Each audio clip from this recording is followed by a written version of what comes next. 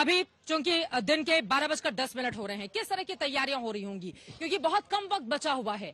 अंदर क्या चल रहा होगा अधिकारियों के, जो लोग इसमें लगे हुए हैं, जिनको धराशायी करना है इस पूरी की पूरी बिल्डिंग को?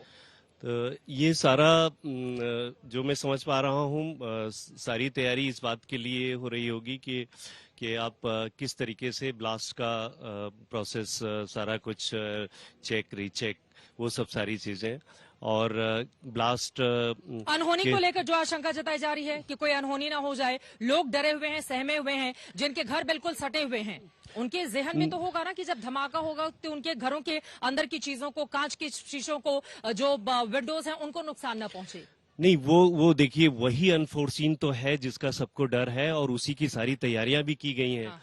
जितना सारी गाड़ियों को हटा दिया गया है, सारे फ्लैट्स खाली करा दिए गए हैं, तो वर्स्ट को ही सोच करके ये सब सारा किया गया है। बिल्कुल, और वहां पर बकायदा एम्बुलेंस लगाई गई हैं, जितने भी अस्पताल हैं नोएडा के, उनको भी अलर्ट पर रखा गया है, अगर किसी भी तरह की स्थिति बिगड़ती है, ताकि जल्द से जल्द लोगों को रेस्क्यू करके पहुंचाया जा सके। पूरी तरह से सुरक्षा के जितने भी मेजर्स होते हैं, उन सभी को अपनाने की यहाँ पर कोशिश की गई है, लेकिन डर का माहौल तो है, क्योंकि हिंदुस्तान में ये पहली बार होने जा रहा है। पहली बार इतनी ऊंची इमारत को एक साथ धराशायी किया जाएगा, जो एक 32 मंजिल है, दूसरी 30 मंजिल है।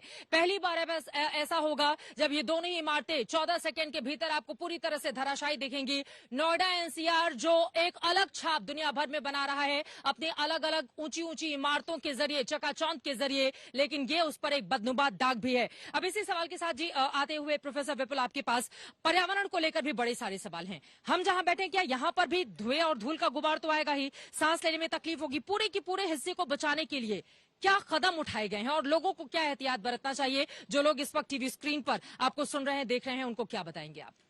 देखिए, अभी जैसा आपके संवाददाता बता रहे थे कि इसमें बहुत दो तरह के धूल के कण होते हैं, कुछ भारी होता है और एक बहुत ही माइन्यूट होता है। तो माइन्यूट जो धूल का कण है वो सस्पेंडेड फॉर्म में आकाश में रहता है, उससे हमें बचने की जरूरत है।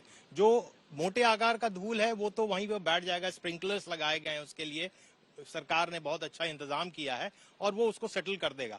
लेकिन जो धूल जो बहुत माइन्यूट है, वो जो आकाश में जाएगी, उससे बचने के लिए हमें मास्क लगा के रखना चाहिए, जो आसपास के लोग यहाँ रह रहे हैं।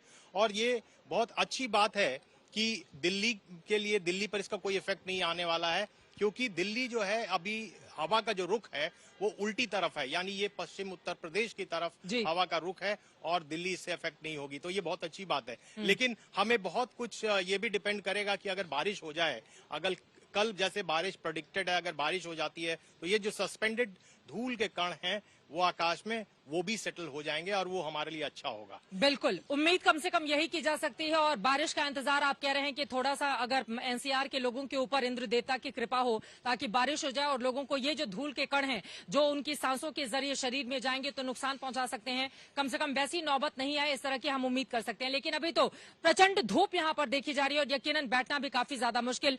लेकिन आज तक देश का सबसे जिम्मेदार चैनल और हमारी ये जिम्मेदारी है कि हर एक तस्वीर आप तक पहुंचाएं, और साथ ही आम आदमी के जहन में जो सवाल खड़े हो रहे हैं, भ्रष्ट अधिकारियों के खिलाफ कब होगी कार्रवाई, ये मुहिम लगातार हम जारी रखेंगे।